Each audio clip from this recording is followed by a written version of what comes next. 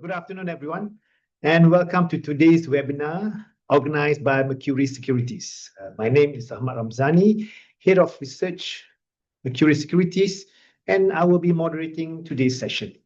Thank you for taking the time to join us. Today, we are pleased to hold PGF Capital, where the management team will be sharing their corporate presentation, business updates, and outlook. So, a bit brief or a bit introduction on PGF Capital. So PGF Capital is presently involved in the design, manufacturing, and distribution of glass mineral wool insulation products, which are widely used in residential, commercial, industrial, and infrastructure applications for thermal and acoustic insulation. The group's core earnings are anchored by its insulation business, with key export exposures to Oceania markets, particularly Australia and New Zealand. PGF is also diversifying into property development and hospitality-related investments, supported by a sizable land bank in Tanjung Malim, Perak, and planned development projects in Kulim High Tech Park. So before we begin, a few housekeeping items. This webinar will be recorded for internal and distribution purposes. Participants are encouraged to submit questions via the question and answer chat box throughout the session. We will address as many questions as possible during the question and answer segment at the end. Now, without further ado, it's my pleasure to introduce the management of PGF, led by Mr. Fong Wern Sheng, the ex-director and group CEO. So good afternoon, Mr. Fong. Yeah, good afternoon, Mr. Ramzani, and good afternoon, ladies and gentlemen. All right, so I think we'll start with your presentation. So I'll hand it over to you. Thank you.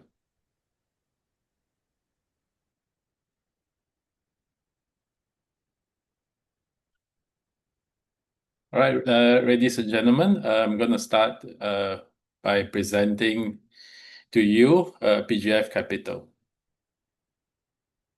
So the company has been listed on Bursa for 36 years, and the main business, like Mr. Ramzani has mentioned, is the manufacturing. So we manufacture insulation, and insulation is one of the greenest products that I will cover more in details in later slide. And the other two segments that we are actively pursuing is property development. We have a land bank of 1,300 acres in Tanjung Malim, adjacent to automotive high-tech valley. And on the same land, we are also doing a plantation, especially tropical fruits like durian.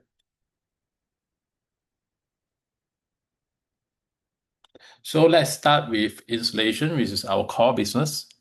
Insulation contributes to more than 95% of our top and bottom line today. And why insulation is important? Insulation provides thermal comfort, so it acts like a thermal flask. If you have hot weather outside, like Malaysia, and we switch on aircon in our house, it will keep the coolness in the home and block the heat from outside from coming in. Therefore, just in layman terms, if you set your air condition at 23 degrees C, if your home is well insulated, you'll get 23 C. If it's not well insulated, if you set at 23 C, you probably get around 26. So effectively, it helps you to save energy bills. On top of providing thermal comfort, it also comes with acoustic advantage. Acoustics, as in it prevents noise pollution, whether it's traffic noise or noise coming from your neighbor, or even internally in the home. If your internal partition is well insulated, you won't create disturbance for the room next door. And on top of that, our product is inherently non-combustible, so it doesn't have any fire risk. And in fact, it will help to slow down the spread of fire in the building. So these are the key areas where our products are being used. As you could see, most of them are actually hidden from our day-to-day life. So most of our products are installed inside the wall or above the ceiling. One of the number one will be metal roof insulation, and the second one, duct wrap insulation. Both of these applications are widely used in Malaysia. In the metal roof on a lot of factories, and also a lot of transportation hub like MRT hubs, and also bus stations, warehouses. It's installed on the roofs to prevent heat from coming into the building. At the same time, it also provides acoustic comfort. When during raining, it retards the drumming sound coming into the building. On the duct wrap, probably if you go to shopping malls or offices, especially shopping malls, you'll see on top of the ceiling there are ducts, and they are wrapped in foil. Yeah, so inside the foil is actually our product. It helps to prevent condensation. If without insulation, then the ducts will be dripping water on our head because of condensation. The other application, for example, number 4, drywall partition. These are widely used in countries where they construct wall using gypsum board. For example, in Australia and New Zealand. Australia is our largest market. So whether it's external or internal wall, they construct using a plasterboard drywall partition. So in the cavity of the wall, insulation is compulsory in those countries. Is in the building code, where it helps to reduce the thermal. During the summer, it prevents heat from coming in, and during the winter, it prevents cold from coming in to the house. So on top of that, the external wall also provide acoustic comfort from traffic noise or any noise pollution. And the other application, for example, partition are used in offices from desk to desk to prevent conversation noise traveling to the next desk. And also a lot of partition and acoustic ceiling are used in cinemas. For example, cinemas like GSC. If you look up to the ceiling where the ceiling is black in color, those are our products. The other product are a smaller usage. For example, pipe insulation are in terms of Malaysia, they are only used in places like Genting, where it's cold and they want to maintain the hot water in the pipe so that they do not need to spend too much money, the heat loss from the pipe, so that it saves them energy. Our product is very green. 80% of our raw material is actually glass waste. So this glass waste, if it doesn't come to us, it will end up in landfill. So other than being a manufacturer, we are also a recycling company. We collect glass waste throughout Malaysia. And with all this 80% of recycled glass, together with 20% of other material, we melt them at 1,400 degrees Celsius, and it turns into a molten state. Molten is something like the lava in the volcano. Then we spin them out like a cotton candy, like a cotton candy machine where sugar syrup is being as an input. Ours is the molten glass.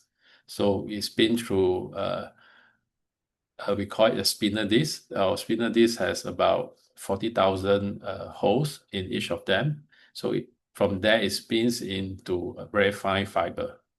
So from there, it forms its shape. Then we cut into the dimension where each of the application require. It could be in roll form or in board form. As I mentioned just now, 80% of our input is actually recycled glass, and our output is also helps people to reduce energy bills, reduce carbon emission. So our input is green, our output is green as well. So if you base on Bank Negara classification, we are classified under C1. This is particularly important for institution investors. Our key market today is Australia. Today we have 4 distribution hubs in Australia, and we are adding more. Towards the end of this year, probably we will add another distribution hub, which will be in Adelaide. And in New Zealand, we are still using distributorship models. So in Australia, what we provide is we have our own warehouse where we distribute our product. At the same time, we have our own trucks, so we do last mile delivery. So this is our advantage over our competitors in Australia and New Zealand, where service is very important. So what is driving the insulation industry? Let's start with Australia. Australia has a lot of a program where they would like to reduce the carbon, especially they have committed to net zero. So one of for housing, in terms of housing, one of the criteria in the building code is that any new builds since May 2024 will have to be 7-star. So this star rating is quite similar to our electrical appliances in Malaysia, where we buy our refrigerator or aircon, you can see the star rating there. So over there in Australia, the houses have star rating as well. So it's in the building code where it's compulsory that you need to achieve this star rating. And that comes where our insulation is very critical in order for them to achieve this star rating. And on top of that, the state government in Australia are also implementing a lot of subsidy. For example, in Victoria recently, the state government provide about 50% of the costs if you have to install insulation in your home, whether it's new or retrofitting. So for example, if you spend 3,000, the government will pay 1,500 for it. So this shows how important insulation is in order to combat climate change. So New Zealand is not left behind as well. They are also actively subsidizing for people to insulate their home. Malaysia, last year we have passed the Act, Energy Efficiency Conservation Act, where a large energy consumer would have to be audited by the independent energy auditor on a 5 years basis, and they need to achieve a certain threshold. If not, there will be a penalty. So because of this government policy and subsidy is actually driving the strong demand across the market, especially in Australia and New Zealand, and at the same time Malaysia as well. Currently, our existing facility is based in Perai in Penang. Today, the installed capacity is 25,000 metric ton a year, and the utilization is near to 100% since about around 2 years ago. That's the reason that we have embarked on building a new plant, which is about 45 minutes away from the existing plant in Kulim. The new plant is expected to start commissioning in another 2 to 2.5 months' time. And The new plant will have 40,000 metric ton capacity. It's a lot larger than the existing plant. So two plants combined, we will have 65,000 metric ton. With 65,000 metric ton, we are considered one of the largest manufacturer in the region for glass wool insulation. And with this new project, we have also obtained pioneer status from NCER, where we can enjoy 5+5 years of tax holiday. This is the latest view of the new plant, where you can see it's almost complete.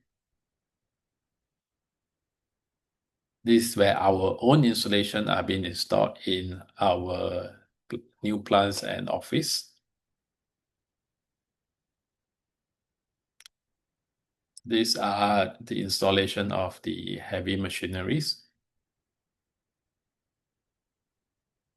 So we move on to some of the prestigious projects that we have recently supplied to. For example, the new airport that is going to be operational next year in Sydney International Airport.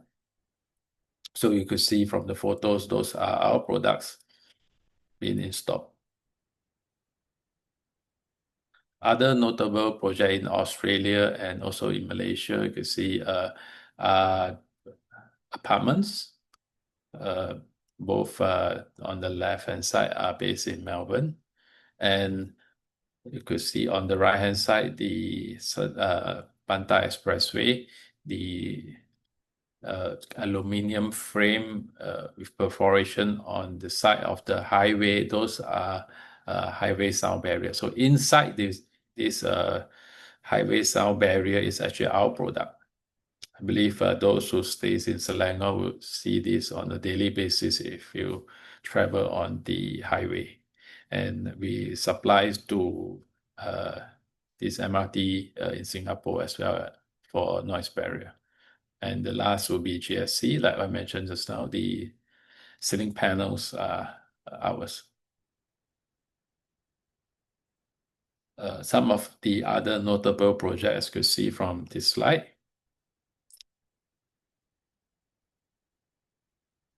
Other than that, we are also partnering with Centra International to distribute sandwich panel in Malaysia. Sandwich panel are widely used in data centers across the world.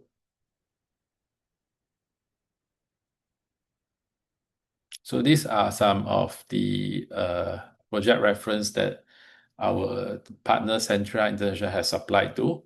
On our end, we have recently obtained all the certification, for example, BOMBA, CIDB, CRIM test, and we have started to actively meet architects and consultants to specify our sandwich panels.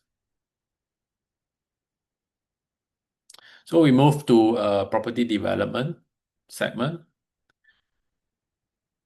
As you could see from the slide, this is our new project that we are going to launch in Kulim High Tech Park. And this project is located just right to the Kulim High Tech Golf Course. We have acquired the land about 9.6 acres this year.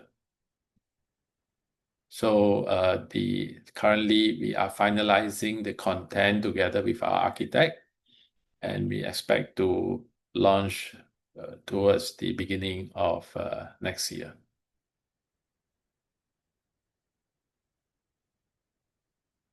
This is part of the master plan where we will have service apartment, hotel, and some retails as well. Why Kulim High Tech Park? The reason is there's huge influx of foreign direct investment into that area, whether it's inside Kulim High Tech and also the surrounding area. So the demand for housing and the demand for hotel is very great over there. And currently, a lot of engineers and expats, they are our target group. They have to stay in further away from Kulim High Tech, having to travel for some distance because there's no good, great service apartment and hotels within the vicinity.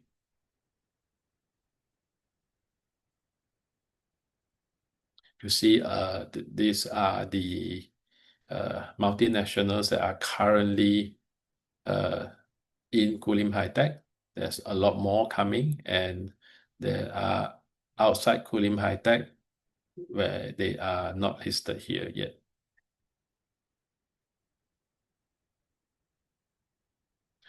We also have another piece of land bank which is adjacent to Proton City, Automotive High Tech Valley. So the land bank is huge. So we take this as about 10 to 15 years of development. At this point of time, we are submitted for KM approval on the residential, and we have started a tropical fruits plantation, and we are studying how to increase the value of the land by bringing in ecotourism as well.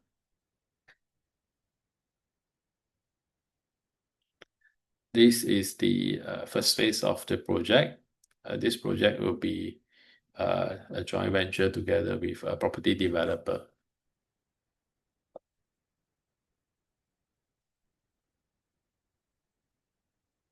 This is another project within the same area as well. So this will be a development with our own development company. So basically, we are the landowner. We are also the developer.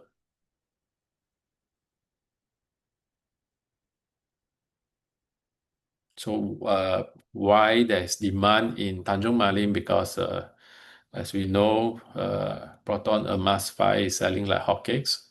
So there are more vendors going into the automotive high-tech valley, and we can see that the migration of Proton from Shah Alam to Tanjung Malim has increased the population as well.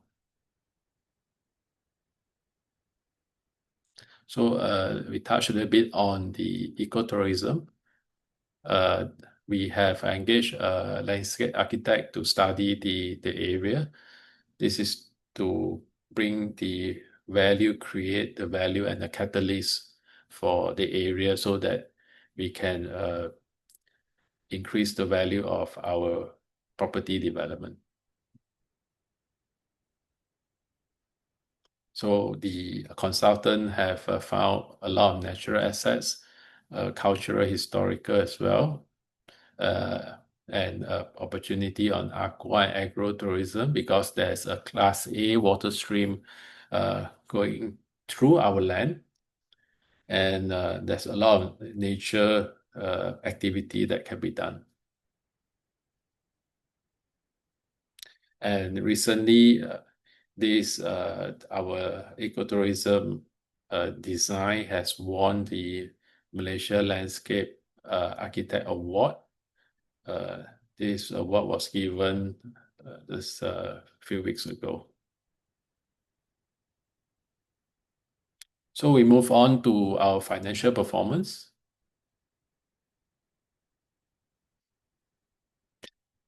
As you could see that we are near to 100% of utilization. So the year-to-year performance, I would say that it will not have a significant difference until our new plant, which will be commissioned in 2 to 3 months' time.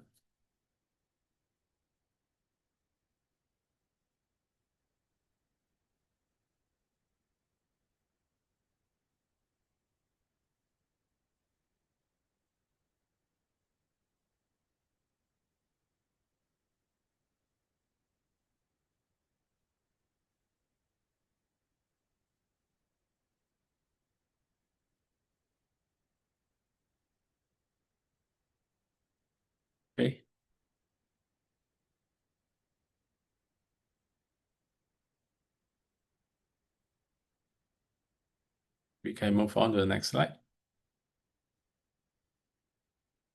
So we could see that we have a strong balance sheet as well.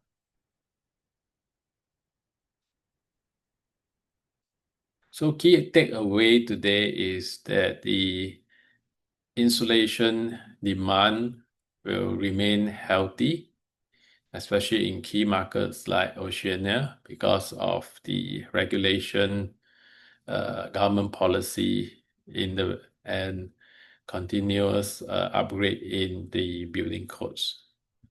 And we have started to look for opportunity to supply to data centers based on our partnership with Centria on the sandwich product.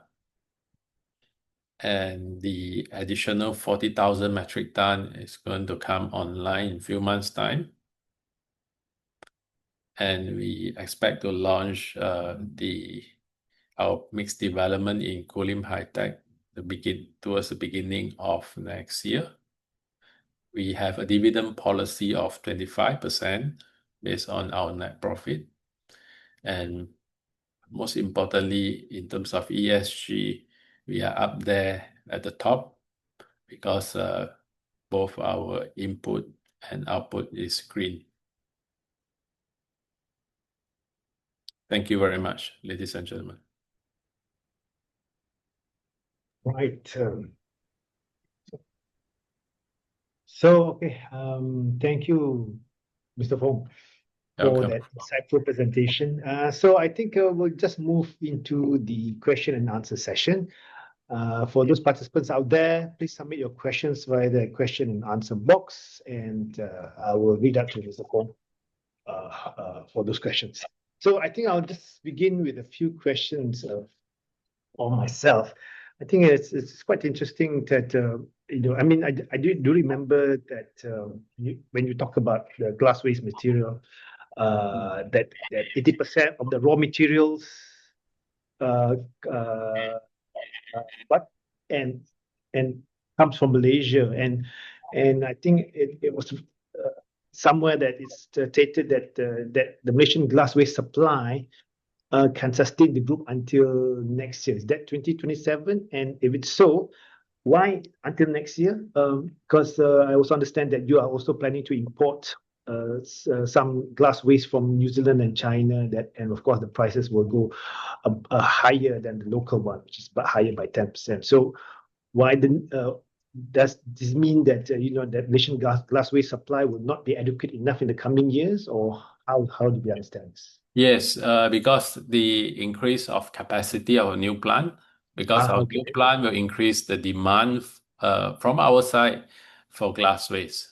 With that, Malaysia would not have enough glass waste for us. So we do have to import for probably a couple of years until the solar panel come to end of its life. Because if we look at the solar panel life, the LSS1, they will come to about 20 years from 2027 onwards. So we foresee that from 2027 onwards, as well as 2030, there will be a lot of solar panel that will be retired and have to be changed. So we are also looking into recycling solar panel as well, where we can extract the glass from the solar panel for our own production as a raw material. Okay. So what you're saying is that in terms of the glass from Malaysia, that it can only how to say it, come fresh or extreme coming on stream again after 2030. So that from 2027 to 2030, you'll be importing from New Zealand and China. Is that what you're saying? Yes, and a few other countries as well. Okay. So in the next few years, from 27 to 2030, so how does what's the ratio contribution of local glass waste versus the foreign glass waste? You mean once our new plant is operational? Yes. No, once, yeah.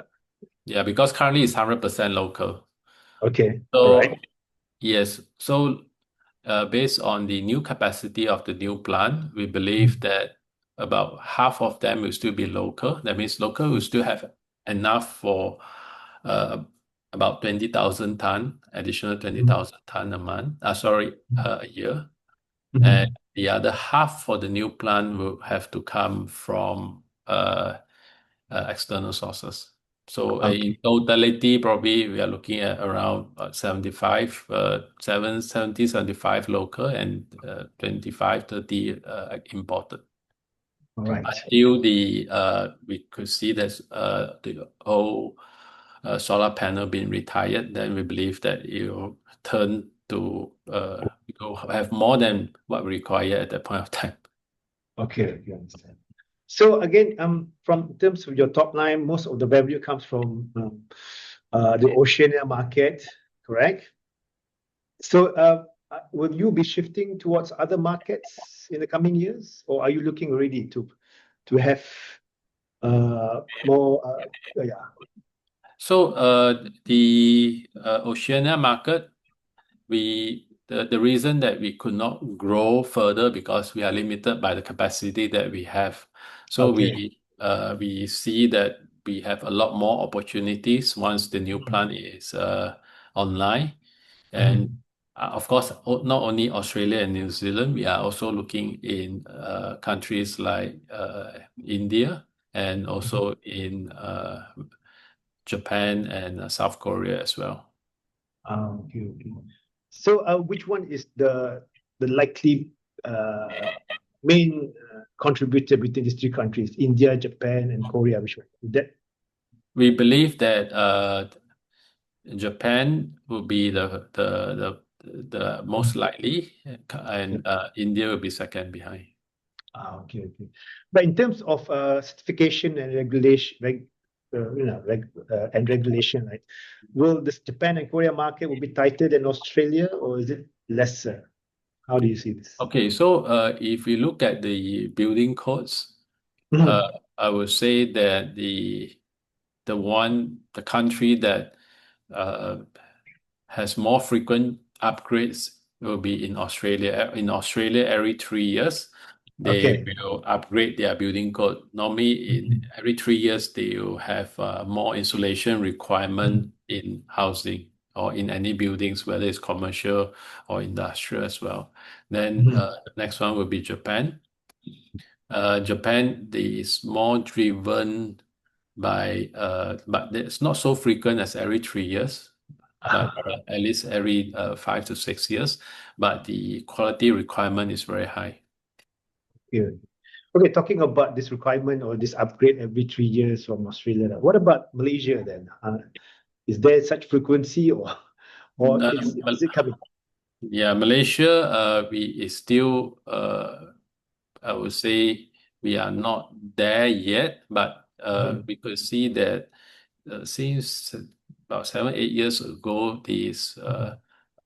insulation requirement on the roof uh, Mhm.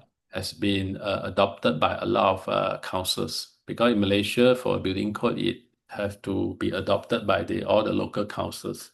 So a lot of local councils have actually adopted having insulation on the roof Mhm. about 8 years ago, since 8 years ago. But with the new act, EECA, that is act where large energy consumer would have to study their building to reduce the threshold. So you're saying that Malaysia is still a long way off, lah. So the main contributor will come from the Oceania markets and probably Japan and Korea. Is that correct? Yes, because the main reason is four season countries. Where, Okay. yeah, and also Malaysia, we have been enjoying a lot of electricity tariff Uh, subsidy. So okay. when electricity is cheap, then people would not really look at how do I save electricity. But Yeah. once Okay. we have no subsidy, we are at market rate, then people will naturally go and say, "Hey, I'm going to save energy bill." Yeah, yeah, understand. Okay, okay. Okay, I think we have a few questions coming from the chat box. I think one of the questions is about, okay, talking about, once your new plant which is expected to start commercial production in October this year or September this Yes. year? Yes. October. Okay. I'll say, yeah, around there. Okay. So I think the question is whether there will be margin compression starting from this financial year and towards, or there will be some enhancement in margins, gross So profit margin, I think. Yeah. in terms of margin, we believe once we start the plant, Mm. because in our industry, Mm. once we start the furnace, we cannot turn it off.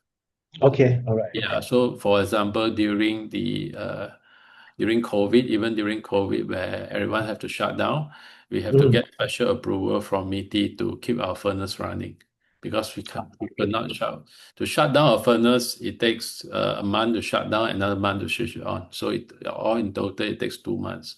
So yeah, in our business, we cannot switch off. We will have to continue to produce. And with such a huge capacity coming online, of course, we will look at how do we utilize the plant as much as possible.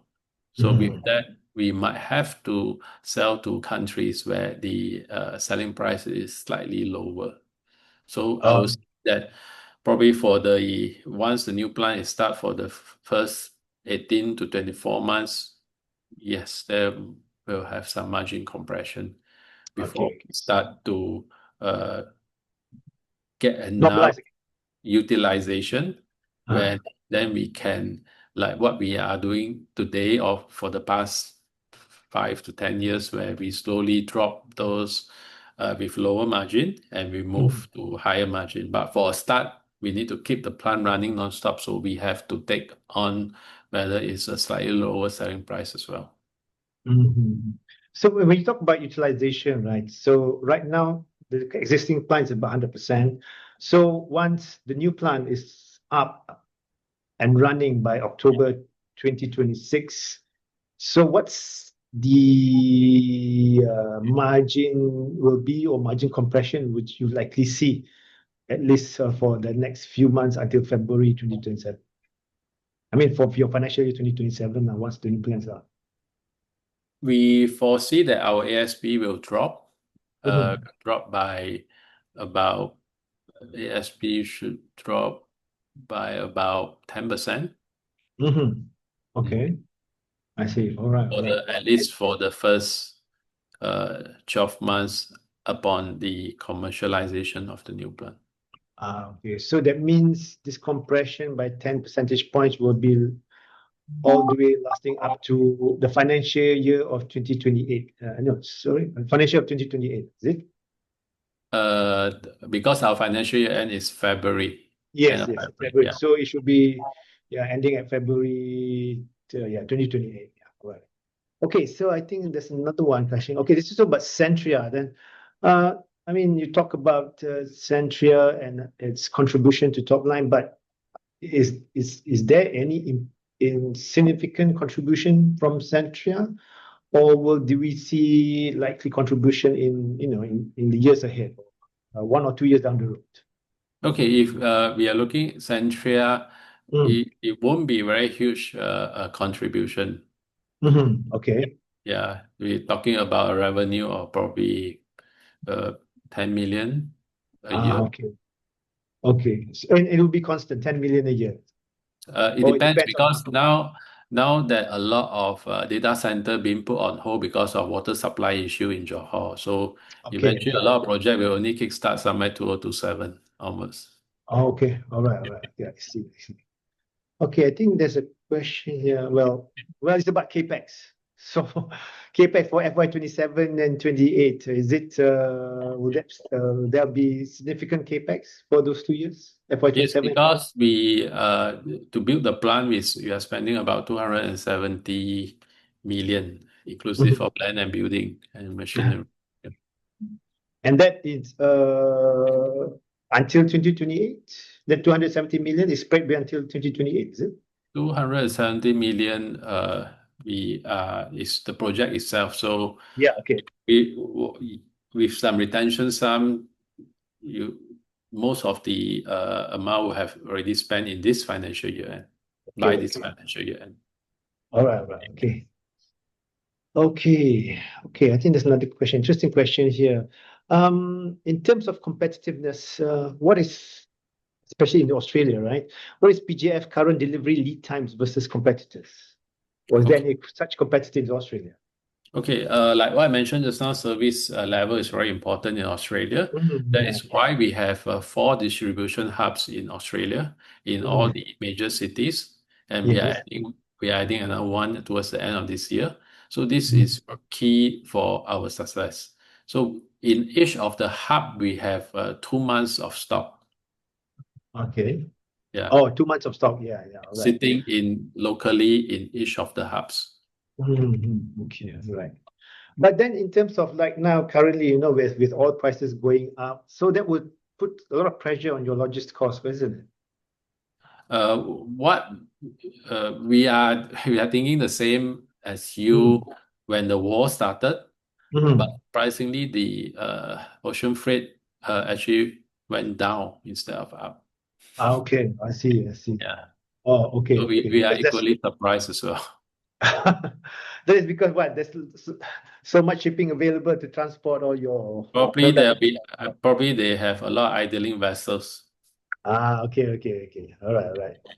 Okay, I think I'll move to another question. Oh, okay, this is quite interesting. Is there such an order book or latest order book of committed customer volume for FY27? We are not finished goods supplier. Okay. Our order are pretty fluid, so we do not have an order book. And in construction industry is, I would say, very disorganized. So, Okay, for all right. example, if they need something tomorrow, probably they give you the order today. Okay. So they give you order today, and how long does it take for you to distribute or deliver it? For Malaysia and That's Australia, we can distribute on the day itself or the next day. okay. Oh, Malaysia and Australia. So if Malaysia and Australia, yeah, they sell. What about then, like those in Japan and Korea? Would that be the time also would be the same, or do you foresee any sort of lag time? Japan, we are still working with the right partner. So probably our partners will be the one keep having the stocks in Japan, not us Ah, ourselves. okay. Okay. Quite another question. Yeah, this is about your new plant, which is expected to commence in October 2026. So going forward, once the new plant is up and running, what will be the utilization rate altogether by February of 2027, which is of course the end of your FY27, and then moving forward into FY28, what will be the utilization rate? Okay. If we are looking at towards the end of this financial year, I think there's only what 4 months to go.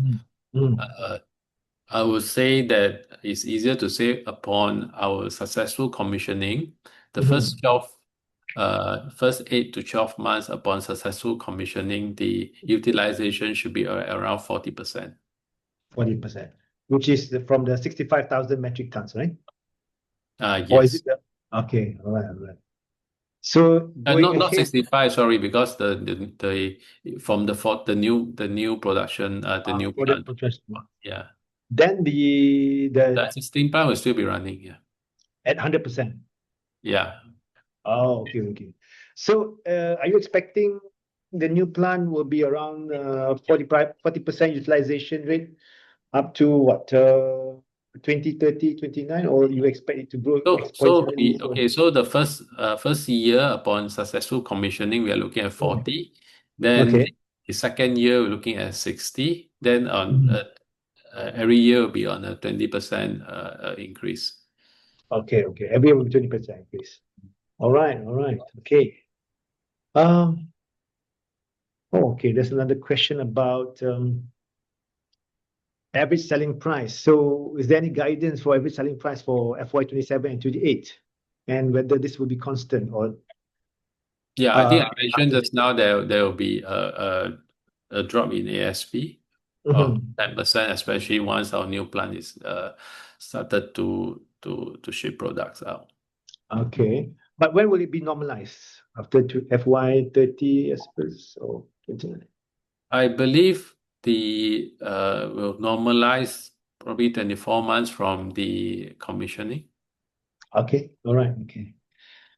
All right. So we have another question here about the Kulim High-Tech Property Development. Mm. How much contribution to the top line and what are margins from the project? So I suppose contribution, when will that be the contribution and how much is it, the top line, and what are the margins from this project?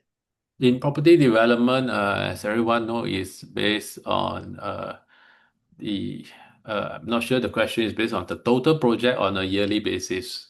So Okay. on a total, let's talk about the total project. Uh, Mhm. the GDV will be around 600, and Okay. margin we are looking at around 20 to 22%. 20 to 20% to the current top line or to the top line, I suppose. To the project itself, to the Oh, project. to the project itself. But this project, is it coming in stream? Do you expect next year or the following year? Oh, we will launch now. We are finalizing the design, the content together with our Mm. architect. So Mm. once that is done, then we'll submit for KM. Then we'll do the necessary application to the authorities. So Mm. we believe that we will get all the approval towards the end of this year, and we will Mhm. launch probably January or February next year. Okay, okay. This 600 million GDV, this about for the next 10 years, right? For 10 years or? No, this project is not next 10 years. This Okay. project will be, I think we will complete in 5 years' time. Oh, 5 years. Okay, okay. Such Yeah. a such. All right. Okay. Okay. Another question about Australia and their NCC standards. Yeah.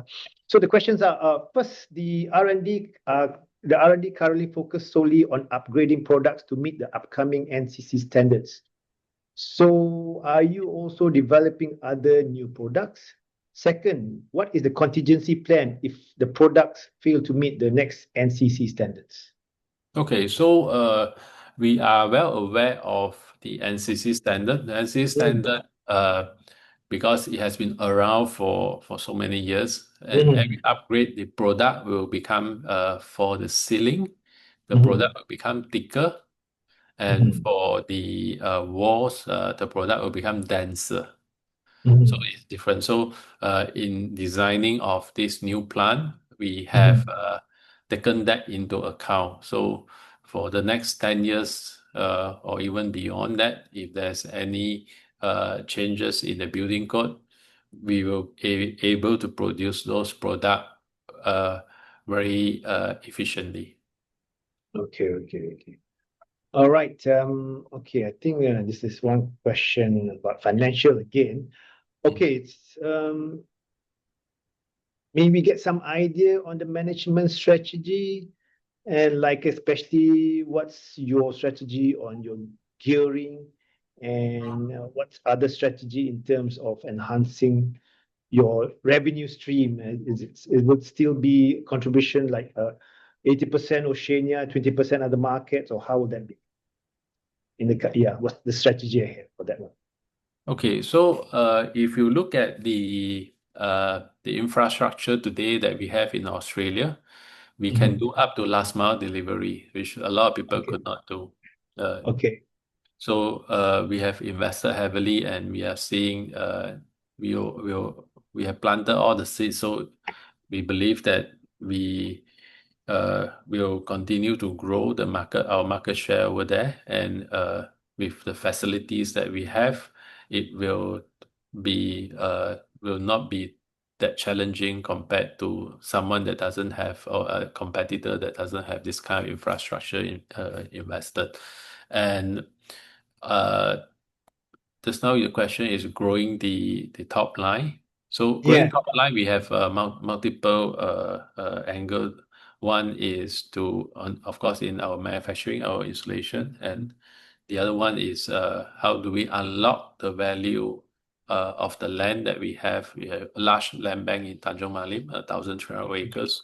So how do we unlock the value of the land bank? I think that is the very it's a to me, if you look at today, the company, we are being valued solely on our manufacturing business. Yeah. Yeah. Okay. So to me, the land bank is actually a bonus for the shareholders if we are able to unlock them. Okay. So I suppose it's still a long way to see how much it will contribute to the top line. For your property project, or Yeah. are you still really seeing now it coming upstream in the next few years? Yeah, that's what I'm saying, that Okay. within near term, what we are, the company or the direction is we want to unlock the value on Mhm. a land bank, such a huge land bank, and Okay. we see So the time is ripe to do so. okay. So going forward, what's the contribution? What's the ratio contribution, manufacturing and property? 80-20, 70-30? Oh, Yeah, okay. For the first, I think next year will be around uh 80-20, then slowly it will climb up to probably eventually, probably 4 or 5 years down the road, it will be probably 60-40. 60-40. That's manufacturing and property. Manufacturing 60, yeah. Okay. So In when it terms comes of to property, yeah, so in terms of we are still pretty much manufacturing. In terms of okay. the property, we we are not going into property in a big way, where we only Okay. go in, number one is unlock the land that we have held. Mhm. And secondly, we only go into area where we see that the margin is good and the risk is minimal. All right. So when it comes to manufacturing itself, right, since you have Oceania and upcoming India, Japan, and Korea, so what's the ratio would that be? 60% Australia or 70% Australia, and the rest coming from the other Asian countries? Yes, it will be around that. Which what, 70-30 or 60-40? 60 will still be Oceania, 60. Then the Okay. balance will be the other countries. Okay. All right. Okay. Another, I think, interesting question. Are there any M&A opportunities or partnerships to be explored to Uh, accelerate your growth? of course, we always believe that if there's a right partner, we always open to any M&A to grow the business even faster. Mhm. So this kind of M&A you would see what likely to come from Australia or the likes of Japan, Korea? At this point of time, I do not have the Okay, understand.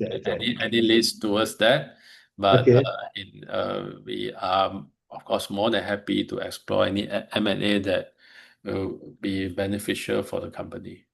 okay. Okay, I think let's see whether there's any last question. I think we can take one last question, but so far, okay, right. So this is one. Maybe you can provide us any ballpark numbers on how much growth may we expect for this financial year and the next financial. Ballpark on Uh, Ballpark on the top line top line. for this year, for the FY27 and following year for FY28. How do we see?